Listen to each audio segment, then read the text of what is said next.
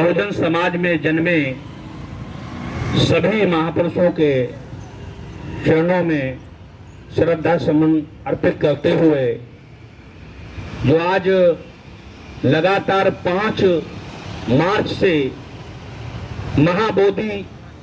महाबिहार बोध गया मुक्ति आंदोलन जो चल रहा है अंबेडकर पार्क के इटावा में, हमारे भंते लोग, सम्मानित भंते लोग और हमारे साथी लोग बैठे हुए हैं।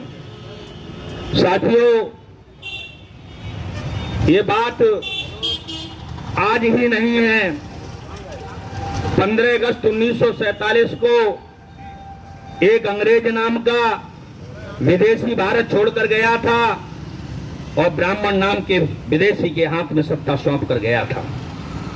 साथियों, उसके बाद से ही उन्होंने लगातार कब्जा किया और कब्जा करके जो बीटी एक्ट 1949 बनाया, उन्होंने कब्जे के हिसाब से ही बनाया। और आज भी जितने भी बुद्ध विहार हैं हमारे, चाहे तिरुपति बालाजी मंदिर ले लो जिसको प्रचारित किया जाता है, चाहे कोई भी मंदिर ले लो, इनके बड़े बड़े जो मंदिर हैं वो सारे के सारे बुद्ध विहार हैं। आप पता कर लीजिए, इन्होंने सारा का सारा कब्जा बुद्ध विहारों पर करके और मंदिर का निर्माण करने का काम किया। हमारे सामने, हमारे लॉकडाउन में हमारी विरासत अयोध्या का पुराना नाम साकेत है और बुद्ध विहार बाबरी नाम के बनते थे। 6 दिसंबर 1992 को जो बाबरी मस्जिद के नाम से जो ढांचा ढहाया गया वो कोई और नहीं था, वो बौद्ध स्तूप थे। वो हमारी विरासत थी। वो हिंदू मुसलमान का जो लगातार दंगा लगाने का काम करते हैं वो झूठा है। असली लड़ाई भारत के अंदर बुद्धिज्म और ब्राह्मणवाद के बीच में है। इस बात को समझ लीजिए मेरे साथियों, क्योंकि मैं अभी 2024 में संकेसा गया था, वहां भी मैंने देखा, वहां भी ब्राह्मणों का कब्जा है। साथियों, हम लोग बुद्धिज्म की बात करते हैं, बुद्ध धर्म की बात करते हैं, लेकिन हमारे लोग इसके लिए सक्रिय नहीं। हमारे सामने हमारी विरासत को मिटाने का काम किया जा रहा है। अयोध्या में उन्होंने राम मंदिर बनाने का काम किया, जबकि वहां बुद्ध विहार था। इस बात को समझने की जरूरत है। हमारे जितने भी वहां चीज मिली, बुद्ध से जुड़ी हुई सारी चीज मिली, उनको चकनाचूर करने का काम किया। और वो कहते हैं, ज्ञान वापी की बात करते हैं, वो मथुरा की बात करते हैं, वो काशी की बात करते हैं, वो सारी की सारी जगह हमारा ये देश जो है ये बुद्ध का देश है साथियों। और मथुरा भी बुद्ध नगरी है। मैं आपसे पूछना चाहता हूं, पुरातत्व विभाग से और ऐतिहासिक आधार पर अगर फैसले लिए जाएं सुप्रीम कोर्ट द्वारा, तो सारा का सारा पता चलेगा कि बुद्ध का ही है, सब कुछ बुद्ध का ही।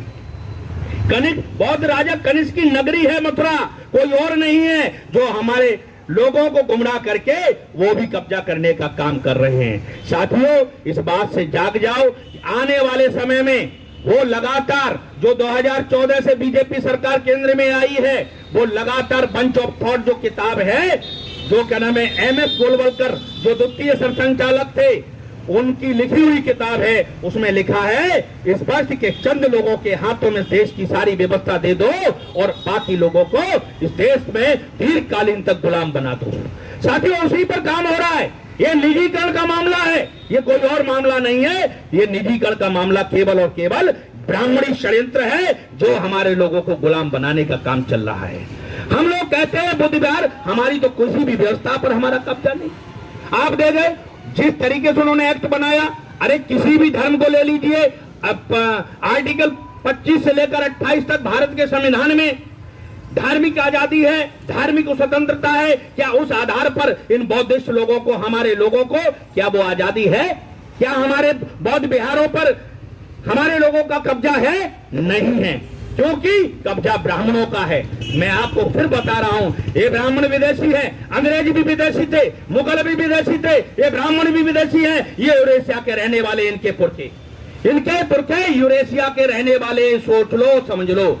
और हमारे लोगों को लगता है कि पंडित जी के बिना तो हमारा काम चलेगा ही नहीं। अरे भाई, ये 97% भारत के मूल निवासी हैं, 97%, और 3% यूरेशियन विदेशी ब्राह्मण इस देश में विदेशी है।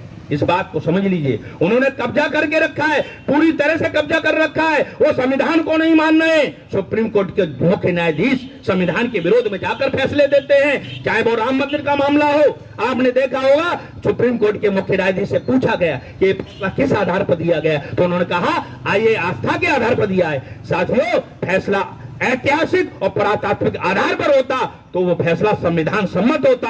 ये संविधान के विरोध में जाकर फैसला दिया है साथियों, और हम लोग अपनी विरासत को बर्बाद होते हुए देख रहे हैं। इसके लिए हमारा खून खोलना चाहिए, हमें सड़कों पर उतरना चाहिए।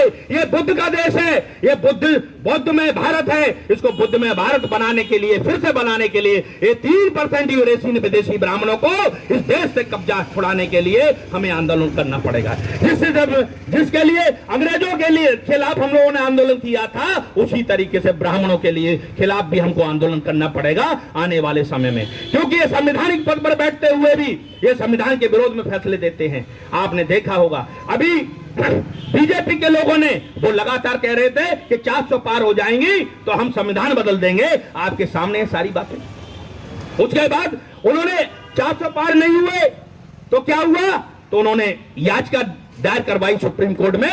अभी का फैसला है, सुप्रीम कोर्ट में याचिका दायर करवाई और कहा कि प्रस्तावना से धर्मनिरपेक्ष और समाजवादी शब्द को हटा दिया जाए।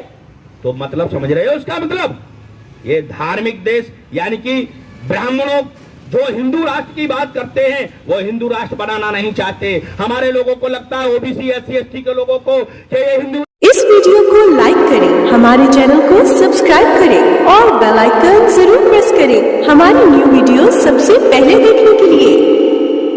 सब्सक्राइब करने के बाद ना घंटी बजा देना, ताकि जब भी मैं कोई न्यू वीडियो अपलोड करूं तो तुम्हारे फोन की घंटी भी बजे। Welcome to our YouTube channel. Don't forget to like, subscribe and share the videos.